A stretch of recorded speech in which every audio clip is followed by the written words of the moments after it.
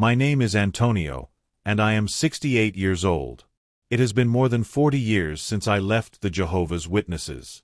Many people think that such a long time should be enough to forget, to move on, to heal completely. But the truth is that certain marks never leave the soul. Some wounds run so deep that they become part of who you are, shaping every breath, every thought, every prayer. I still fight every single day with the anxiety, guilt, and fear that I learned within that religion. Emotions that were drilled into me so thoroughly that they became my default state of being. I grew up in the 1960s, a time when the world seemed to be changing rapidly, but inside our Kingdom Hall, time stood still in a perpetual state of emergency.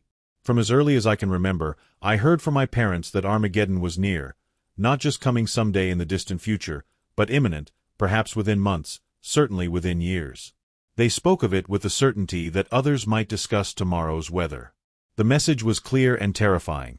Only those who remained faithful within the organization would survive God's wrath when He destroyed this wicked system of things.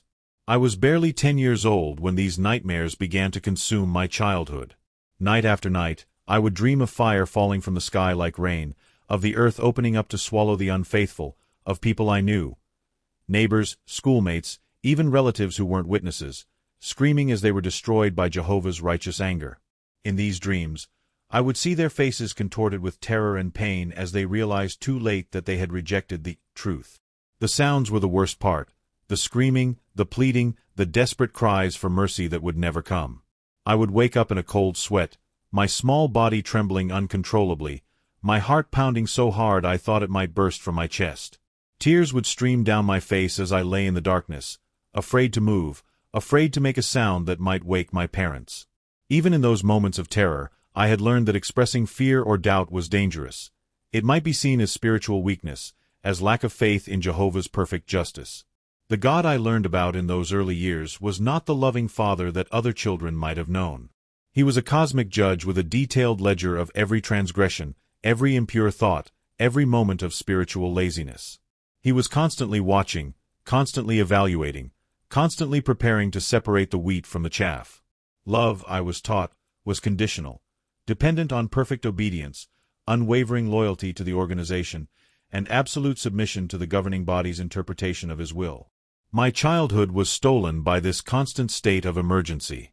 While other children played games and worried about normal childhood concerns, I carried the weight of cosmic judgment on my small shoulders. Every day that passed without Armageddon's arrival was both a relief and a source of new anxiety. Relief that I had survived another day, but anxiety about whether I was truly ready for the end when it inevitably came. The doctrine of conditional survival created a poisonous environment where love became entangled with fear, where family bonds were held hostage to religious conformity. My parents loved me, I believe that now, but their love was filtered through the lens of organizational doctrine. They believed that showing me unconditional acceptance might make me spiritually complacent, that I needed to understand the stakes of my choices. In their minds, terrorizing me with visions of divine destruction was an act of love. They were trying to save my life by ensuring my faithfulness. As I moved into my teenage years, the pressure to perform spiritually intensified. The casual faith of childhood was no longer enough. I was expected to take ownership of my spiritual development, to make the truth my own.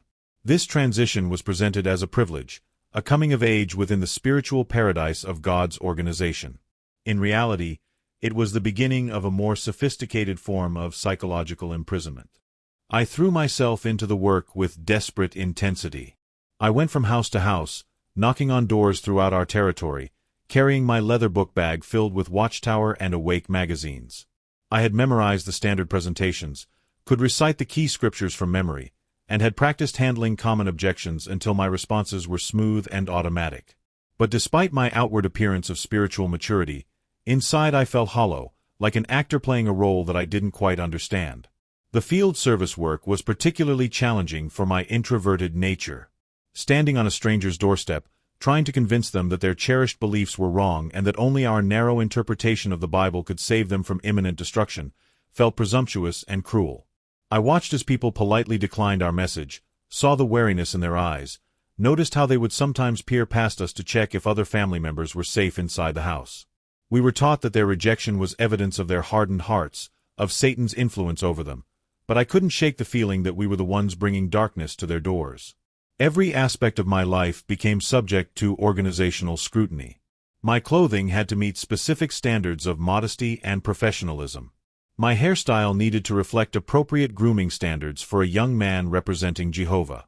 The music I listened to was monitored for inappropriate themes or rhythms that might stimulate improper desires. My friendships were limited to other witness youth, and even those relationships were watched carefully for signs of worldly influence or romantic interest that might distract from spiritual pursuits. Entertainment was a constant source of anxiety. Movies, television shows, books, and music all had to pass through an elaborate mental filter to determine whether they contained content that would displease Jehovah. Violence, sexual themes, occult references, holiday celebrations, patriotic displays, all were forbidden territory that could contaminate my mind and heart. I developed an internal censor that was always on duty, constantly evaluating whether what I was seeing or hearing might be spiritually dangerous. But perhaps the most insidious aspect of this control was how it invaded my inner life. Not only were my actions monitored, but my thoughts and feelings were subject to the same rigid standards. Experiencing attraction to someone outside the faith was spiritual adultery. Enjoying something that the organization disapproved of was evidence of a corrupt heart. Questioning doctrine or policy was tantamount to questioning God Himself. Even my prayers became performances, carefully crafted to reflect proper spiritual attitudes rather than genuine communication with the divine. The concept of sin was expanded far beyond biblical definitions to include any deviation from organizational expectations. Missing meetings without a compelling excuse was spiritual weakness.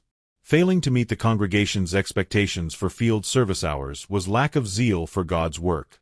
Expressing doubt or asking challenging questions was dangerous thinking that could lead to apostasy.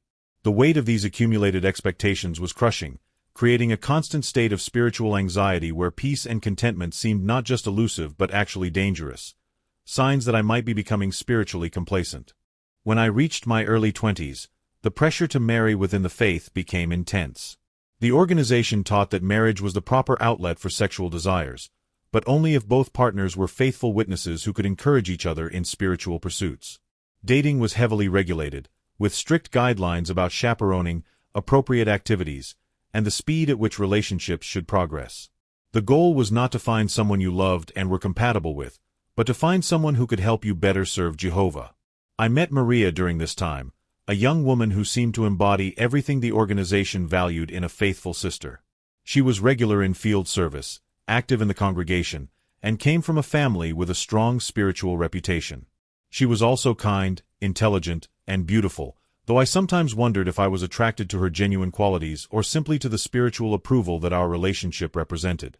The distinction between authentic affection and religious obligation became increasingly blurred in my mind.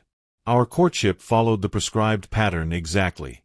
We were never alone together, always accompanied by family members or other congregation friends who could ensure that our interactions remained pure and spiritually focused. Our conversations centered around spiritual topics, our hopes for the new system, our experiences in field service, our gratitude for being part of God's organization. While these discussions had their place, I sometimes longed for deeper, more personal conversations about our dreams, fears, and individual personalities beyond our spiritual identities. When we married, it felt like the culmination of everything I had been working toward. Here was proof that I was a successful witness. I had found a faithful mate within the organization and was now ready to establish a household that would serve Jehovah's interests. Our wedding was held in the Kingdom Hall, with a simple ceremony that avoided any elements that might have pagan origins. The reception was modest, with no dancing that might be considered too sensual, no alcohol consumption that might lead to improper behavior, and no music that might contain questionable themes. The early years of our marriage were structured entirely around organizational activities. Our daily schedules revolved around meetings, field service, and personal study. Tuesday evenings were for the Theocratic Ministry School, where we practiced presentations and learned public speaking skills that would make us more effective preachers. Thursday evenings were for congregation book studies, where we studied Watchtower publications paragraph by paragraph, marking the correct answers in our books and participating in discussions that reinforced official doctrine. Sunday mornings were for the public meetings, where we attended talks designed to educate both members and any interested visitors who might be attending. Beyond the regular meeting schedule, our calendar was filled with circuit assemblies, district conventions, and special campaigns that required additional preparation and participation. Every aspect of our lives was planned around these activities, leaving little room for spontaneous experiences or personal interests that didn't directly serve organizational purposes. Even our vacation times were often planned around attending conventions in other cities, turning what might have been opportunities for rest and exploration into additional opportunities for spiritual feeding. When our first child was born, the anxiety that had plagued my own childhood began to take on new dimensions. Now I wasn't just responsible for my own spiritual welfare, but for the eternal destiny of another soul. The weight of this responsibility was overwhelming. Every decision about my son's upbringing carried cosmic consequences. What toys to buy, what books to read, what activities to allow, all had to be evaluated through the lens of their potential impact on his spiritual development. The organization's teachings about child rearing were strict and uncompromising. Children were to be trained from infancy to sit quietly through long meetings, to participate appropriately in field service activities, and to view their relationship with Jehovah as the most important aspect of their lives. Discipline was expected to be swift and decisive, based on biblical principles of not sparing the rod. Any sign of rebelliousness or independence was to be corrected immediately, before it could develop into full-blown apostasy. As my son grew, I watched him struggle with the same restrictions and fears that had dominated my own childhood.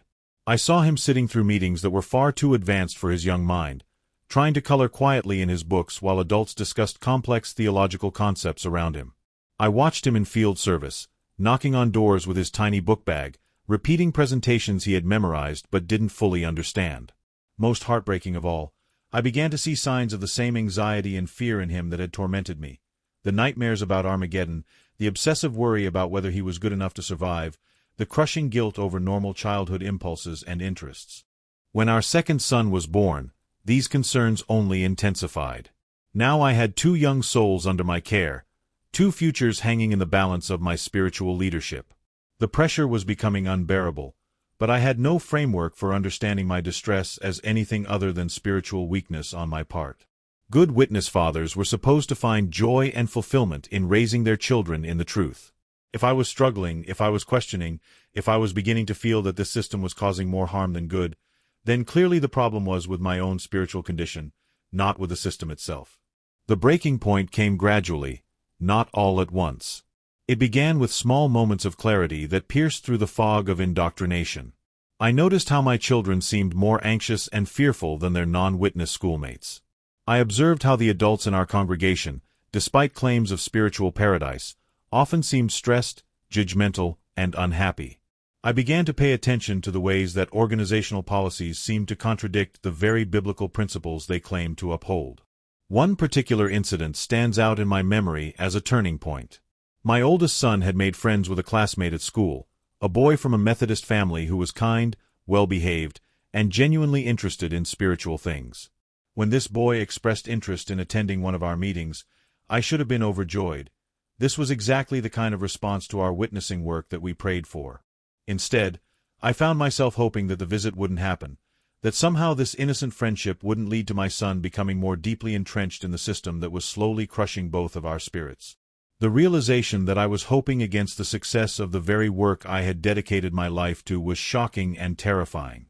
It forced me to confront questions I had been avoiding for years. If this was truly God's organization, why did it seem to produce so much fear and anxiety rather than peace and joy? If we had the truth, why were we discouraged from asking difficult questions or exploring alternative perspectives? If Jehovah was a loving God, why did his supposed representatives seem so eager to judge and condemn rather than to love and accept? These questions led to others, and soon I found myself engaged in the kind of independent thinking that the organization had trained me to fear. I began to research the history of the Watchtower Society, learning about failed predictions, doctrinal changes, and institutional cover-ups that had never been mentioned in our publications. I discovered that many of the biblical interpretations I had accepted without question were actually quite controversial among legitimate biblical scholars. Most disturbing of all, I learned about former members who had been shunned and ostracized simply for expressing doubts or asking questions about organizational teachings. The cognitive dissonance was overwhelming. Everything I had been taught suggested that such research was dangerous, that it would lead me away from God and towards spiritual darkness.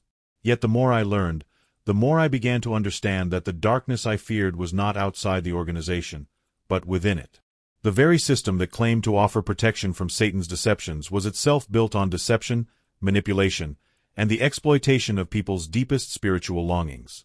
Making the decision to leave was the most terrifying choice I had ever faced. It meant abandoning not just a set of beliefs, but an entire way of life, a complete social network, and most devastating of all, my relationship with my family. Maria had grown up in the organization and could not conceive of life outside it. When I began to share my doubts and concerns with her, she responded with the alarm and horror that had been programmed into all of us when faced with apostasy. The conversations became increasingly painful and desperate. I tried to explain my research, to share the historical and biblical evidence that had convinced me that the Watchtower Society was not God's organization.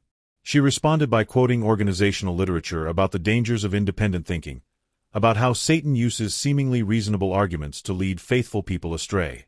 When I pressed her to actually examine the evidence I was presenting rather than simply dismissing it, she became frightened and angry, accusing me of being influenced by demonic forces. The elders in our congregation became involved when Maria shared her concerns about my spiritual condition. What followed were months of increasingly intense meetings, where I was counseled, reproved, and eventually threatened with disfellowshipping if I continued to express doubts about organizational teachings. The process was designed to be intimidating and isolating, to make clear that questioning the organization meant losing everything and everyone I cared about. The final confrontation came when I was given an ultimatum: publicly repent of my apostate thinking and recommit myself to full organizational loyalty, or be formally disfellowshipped and treated as spiritually dead by every witness I had ever known. The choice was between intellectual honesty and family preservation, between personal integrity and social survival. It was an impossible choice, but ultimately I knew I could not pretend to believe things I had come to understand were false, could not continue to participate in a system I now recognized as psychologically abusive. The day I was disfellowshipped was the day my family died to me, or rather, the day I died to them. Maria made it clear that she could not remain married to someone who had abandoned Jehovah's organization. In her mind, shaped by years of organizational indoctrination, staying with me would endanger her own spiritual standing and that of our children. She filed for divorce and was granted full custody of our sons, with my visitation rights severely limited by her insistence that I not be allowed to influence them against the truth. Watching my children grow up from a distance was a special kind of torture. I was allowed brief, supervised visits that felt more like inspections than father-son time. I couldn't attend their school events, couldn't participate in their birthday celebrations, which they weren't allowed to have anyway, couldn't be there for the ordinary moments that make up a childhood. They were being raised to view me as a cautionary tale, a warning about what happens when someone allows Satan to deceive them into leaving God's organization. As the years passed, I watched my older son embrace the organization with the same desperate intensity one had once shown. He became a regular pioneer, then a ministerial servant, and eventually an elder. Each advancement in his organizational standing felt like another step away from any possibility of reconciliation. He had been taught that my leaving the truth was not just a theological disagreement, but a personal betrayal of him and his brother, a choice to prioritize my own desires over their spiritual welfare. My younger son struggled more with the religion, and for a time I harbored hope that he might eventually question the system as I had done. But the social pressure within the organization is enormous, and the fear of losing family and friends is often enough to keep people in line even when they have serious doubts. He eventually conformed, got baptized, married a faithful sister, and settled into the organizational routine that I knew so well. The pain of losing my children was unlike anything I had ever experienced. They were alive, healthy, living their lives just a few miles away from me, but they might as well have been dead for all the relationship I was allowed to have with them. The organization's shunning policy is specifically designed to be so painful that it pressures former members to return, regardless of their actual beliefs. It holds families hostage to ensure compliance with organizational authority. The years that followed my disfellowshipping were a journey through psychological and spiritual wilderness. I had to rebuild my entire understanding of God, spirituality, and human relationships from the ground up. The anxiety and fear that had been implanted in my childhood didn't disappear just because I had intellectually rejected the system that created them. If anything, they intensified for a time, as I struggled with the possibility that I had made a terrible mistake, that I was indeed spiritually lost and headed for destruction. Sleep continued to be elusive, haunted by the same nightmares of divine judgment that had terrorized my childhood. Even though I no longer believed in the Watchtower's version of Armageddon, The emotional programming was too deep to simply think my way out of. My nervous system had been trained to respond to certain triggers with panic and fear, and those responses persisted long after the rational mind had moved on. Relationships with other people became complicated by my inability to trust. The organization had taught me that only fellow witnesses could be truly trustworthy, that everyone else was under Satan's influence and potentially dangerous. Now that I no longer believed that teaching, I found myself adrift in a world where I didn't know how to evaluate people or form genuine friendships. My social skills had been stunted by years of viewing every conversation as either a witnessing opportunity or a potential spiritual danger. I eventually found work that kept me busy and provided some sense of purpose, but the isolation was profound. Holidays and celebrations were particularly difficult, as they highlighted my separation from normal social rhythms. I had been trained to view these occasions as pagan corruptions, and while I no longer believed that intellectually, I had no positive associations with them either. They remained foreign territory, reminders of all the normal life experiences that had been denied to me. Dating was almost impossible. How do you explain to someone that you have 2 adult children who refuse to speak to you? How do you describe a background so unusual that it sounds almost fictional to people who grew up in mainstream society? How do you build trust and intimacy when your most formative relationships were characterized by conditional love and the constant threat of abandonment? Despite these challenges, I slowly began to rebuild my life. I found a therapist who had experience working with former cult members and began the long process of understanding how the organizational programming had affected my thinking and emotional responses. I learned about thought-stopping techniques, about the ways that high-control groups manipulate their members' cognitive processes to prevent critical thinking. I began to understand that my struggles were not evidence of spiritual weakness, but natural responses to psychological abuse. I also began to explore different spiritual traditions, trying to separate the universal human longing for connection with the divine from the specific doctrines and practices that had been forced upon me. This was perhaps the most delicate part of my recovery, as my relationship with God had been so thoroughly intertwined with organizational loyalty that it was difficult to imagine one without the other. For a time, I considered myself an atheist, unable to conceive of any deity who wouldn't be as controlling and judgmental as the Jehovah I had been taught to fear. Gradually, however, I began to develop a more personal and less fearful understanding of spirituality. I read widely, exploring different philosophical and religious traditions, looking for wisdom that resonated with my experience while remaining free of the authoritarian structures that had once imprisoned me. I began to pray again, cautiously at first, but with growing confidence that whatever divine presence might exist would be more interested in my authentic struggles than in my perfect compliance with human-made rules. The healing process was neither linear nor complete. There were setbacks and breakthroughs, periods of despair and moments of genuine peace. The anxiety never fully disappeared, but it became more manageable as I developed better coping strategies and a stronger sense of my own worth independent of any organization's approval. The guilt began to fade as I recognized it as an artificial construct designed to maintain control rather than a genuine reflection of moral failure on my part. After several years of working on myself, I met Sarah, a woman who had her own complicated relationship with organized religion but who was patient enough to help me navigate the challenges of building a healthy partnership. She had grown up Catholic but had left the church as a young adult, so while her experience was different from mine, she understood something about the difficulty of reconstructing one's identity after leaving a totalizing belief system. Our courtship was slow and careful, marked by my tendency to expect punishment for happiness and my difficulty trusting that love could be unconditional. Sarah's consistent presence and acceptance helped me begin to believe that I might be worthy of love simply for who I was, rather than for what I could do or believe or achieve.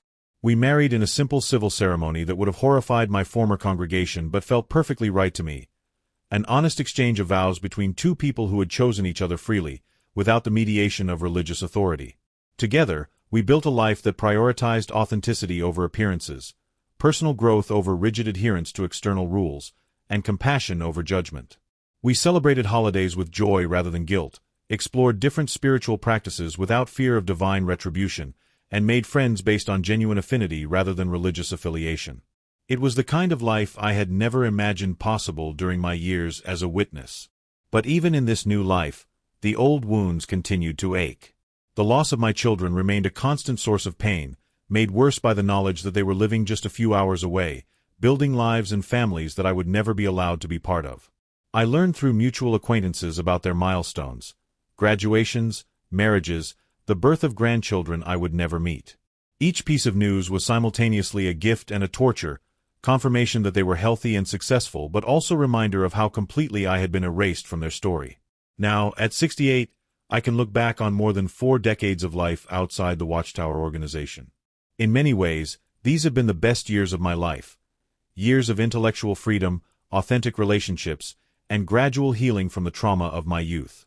I have learned to think for myself, to question authority, to trust my own moral intuitions rather than deferring to external religious authorities.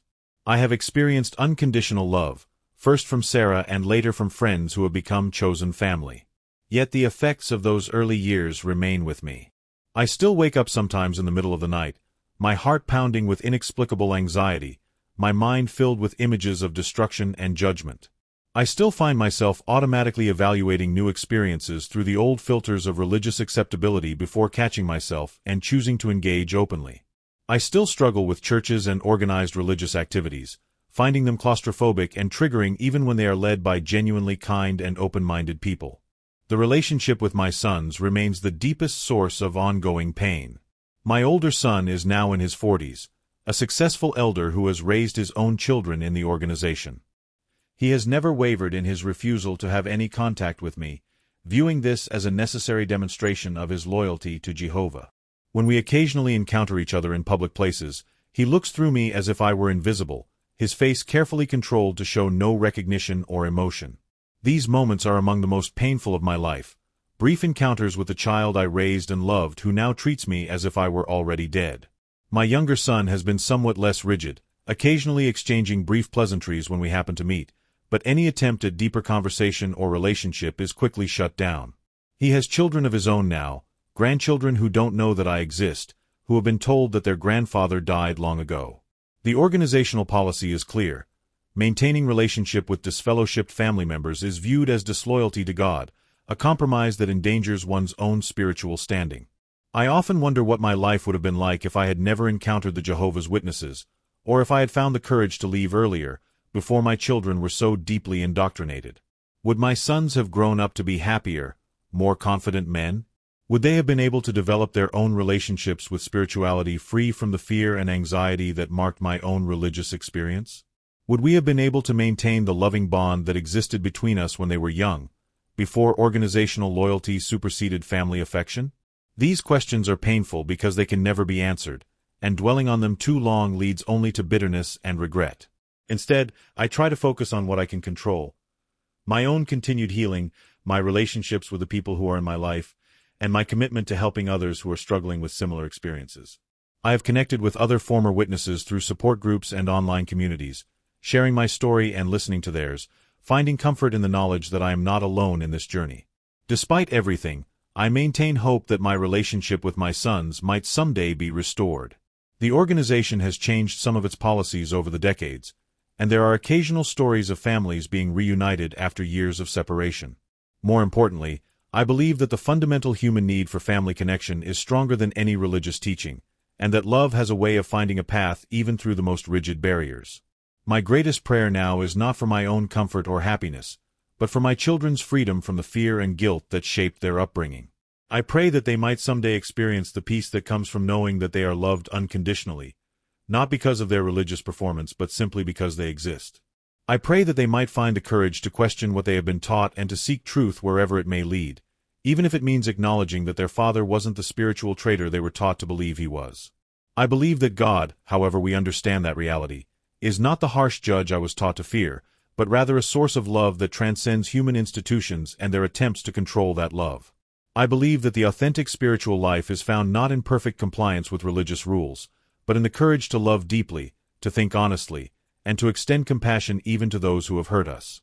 These beliefs have sustained me through the darkest periods of my journey and continue to guide me as I move forward into whatever years remain to me. The scars from my years as a Jehovah's Witness will never completely heal, but they have also taught me valuable lessons about the preciousness of freedom, the importance of critical thinking, and the courage required to live authentically in the face of social pressure. If my story can help even one person who is struggling with similar questions to find their own path to freedom and healing, then perhaps the pain will have served some greater purpose. For now, I continue to hope, to heal, and to believe that love is indeed stronger than fear, that truth is more powerful than control, and that the human spirit can survive even the most systematic attempts to break it down. These beliefs sustain me as I face each new day, grateful for the freedom I have found while never forgetting the cost at which it came.